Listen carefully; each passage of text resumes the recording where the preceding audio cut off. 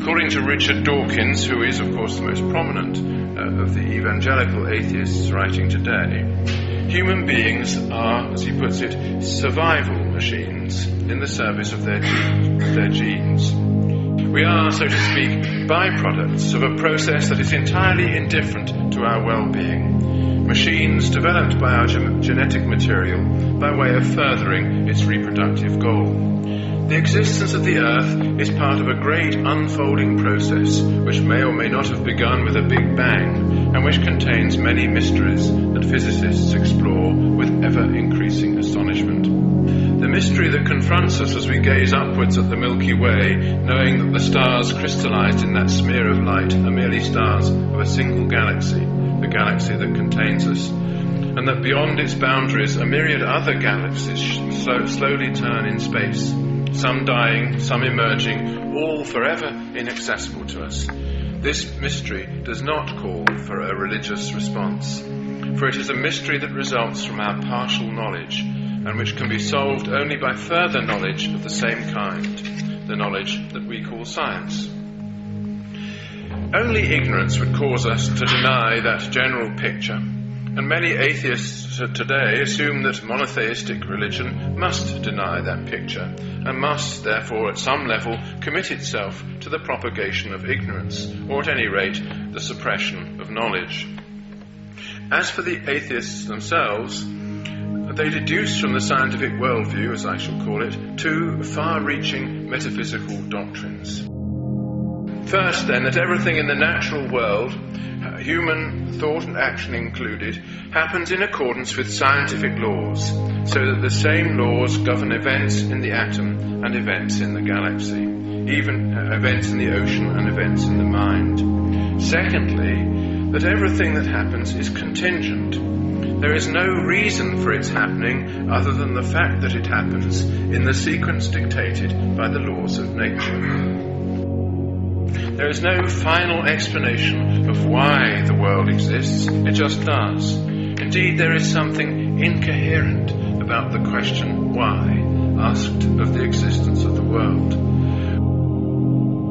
We can, by observation and experiment, arrive at explanations of one event in terms of others, and we can link event to event in a continuous causal chain. But the idea that we can step outside the chain of events and ask for an explanation of it is like the idea that we can see beyond the edge of our visual field, and so set a limit to it.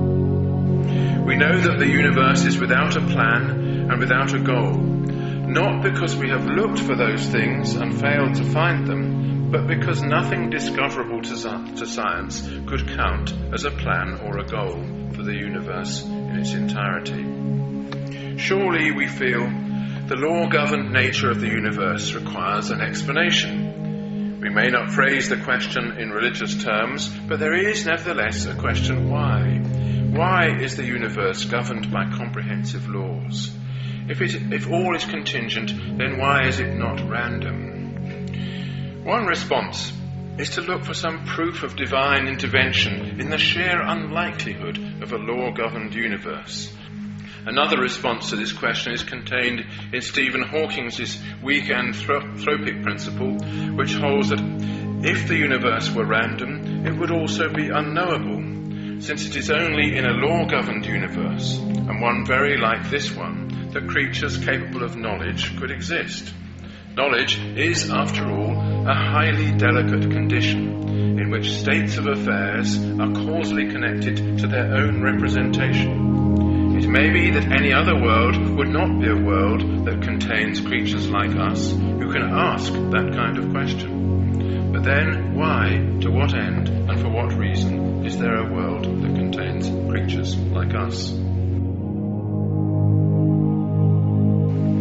The astonishing thing about our universe, that it contains consciousness, judgment, the knowledge of right and wrong, and all the other things that make our condition so singular, is not rendered less astonishing by the hypothesis that this state of affairs emerged over time from other conditions.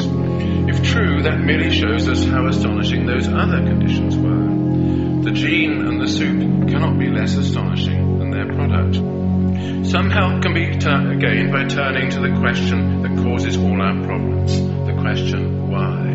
Aristotle argued that this question can be answered in 4 different ways, and that each way of answering introduces a different kind of cause of a cause.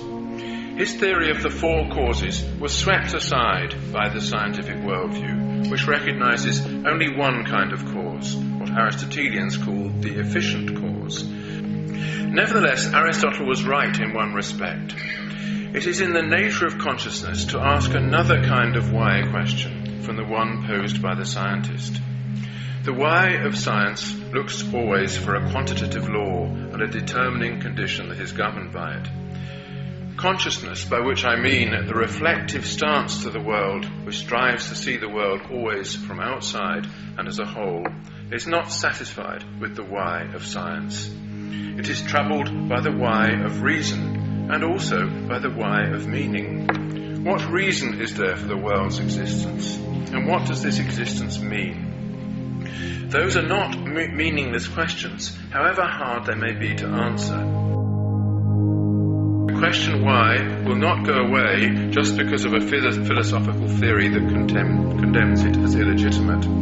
For it is a question that bears on the most fundamental of all our anxieties, the anxiety of existence itself. Why am I is a question that you may dismiss as having no answer, but by so dismissing it, you also answer it. And your answer does nothing to change the mind of people who feel the force of this question day after day in their personal lives. The theologians of the Middle Ages wrestled with this problem, drawing inspiration from the strange, stark theology contained in Aristotle's metaphysics and also in the theological arguments of the Kalam philosophers of the Islamic world. This unmoved mover acts on the world not as an efficient cause, but as a final cause. In other words, not as the cause of motion, but as its goal, the thing towards which everything points. God moves the world as the beloved moves the lover. So Aristotle expressed the point. How can such a being as Aristotle describes take an interest in, be revealed to, or be in any way related to us in this world? This question becomes even more vivid when we turn to the arguments of the medieval philosophers. The relation of dependence that binds the world to God gives the reason why things are as they are. But this reason is not a cause. Causes are the subject matter of science and are spelled out by the universal laws that we discover through experiment and observation. The causal relation is a relation in time, which binds temporal and therefore contingent entities. In referring to the ultimate reason of things, we are dealing here with another kind of answer to the question why. We do not suppose that God can be summoned to our aid at every instance, or that he is waiting in the wings of nature, dealing out the cards. If we take the ideas behind Avicenna's argument seriously, then we move towards another idea of God than that which informs the superstitious mind. He is in and around us, and our prayers shape our personal relation with him. We address him as we address those we love, not with the why of explanation, but with the why of reason. We want to know the end rather than the cause, and to school ourselves in the discipline of acceptance. It is this posture, rather than my belief in supernatural interventions, that forms the religious worldview. Now, if the belief in God were nothing more than a piece of abstract metaphysics, it is hard to see that it would matter whether we believe or disbelieve. Science plus metaphysics is the equivalent of science when it comes to real and practical decisions. The God of the philosophers, as he has been called, is not an empirical but a transcendental being, one whose nature and being place him outside the world of empirical particulars, sustaining that world in some way, but not in the way that a pillar holds up a beam or a mother supports her child. It then becomes hard to envisage how such a being, whose nature is eternally the same, could intervene in the world at all. We seem indeed to be forever and irremediably cut off from him. He becomes the hidden God, the Deus absconditus, as Aquinas described him. And how can we relate to such a God? How can we love him or know that he loves us in return? If we resolve the tension between the theistic and the scientific worldview in Avicenna's way, then, the danger is that we end up with an unknowable and unlovable God, since only what is knowable can be truly loved. For the problem arises precisely because we have proved God's existence from purely abstract premises and without reference to how things are in the empirical world. The argument with which we answer science ends by hiding God. This aspect is sketched out for us, or developed for us, by Durkheim in his great essay, The Elementary Forms of the Religious Life, published over a century ago. There's been evidence since Durkheim that religions exist and endure in part because they offer membership. You are born into a faith or converted to it, and you may find it difficult to leave without an existential catastrophe. Now, it is, of course, absurd to think in that way of scientific beliefs, which offer nothing by way of membership, and indeed nothing save themselves, along with the challenge to refute them. Indeed, when a system of beliefs begins to persecute those who do not accept it, we know, or ought to know, that it is only a pseudoscience. I think it is this fact about religion, far more than any apparent conflict between its doctrines and the theories of physics, which explains the sense that somehow religion and science are at odds with each other. If a belief offers membership, then it has to be protected in some way. The destiny of a human community has been bound up with it, and the defense of the belief is the defense of that community. Now, this is the aspect of religion which I think most troubles those religious people who have a respect for science and scientific method, and who have absorbed the many lessons of the Enlightenment, wishing to follow the path of religion within the limits of reason alone. How can we reconcile the community-forming nature of religious beliefs with their claims to truth? Are we, through faith, rescuing belief from refutation?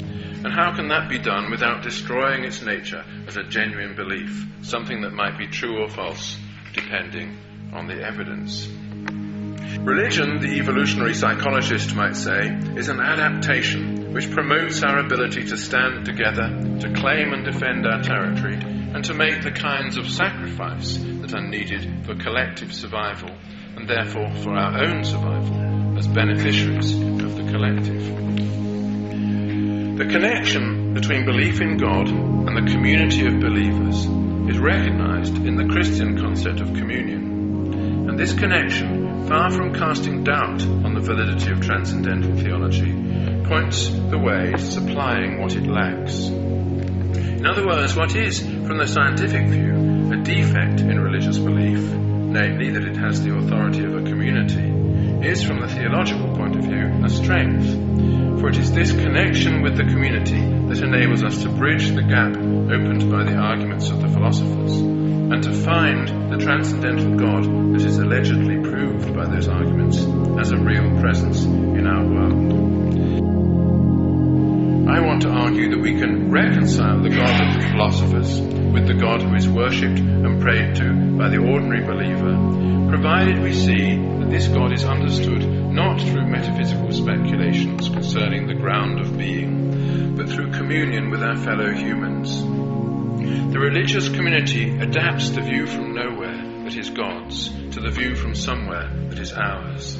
We can justify this, I maintain, by exploring more fully the meaning of three critical metaphysical words: I, you, and why.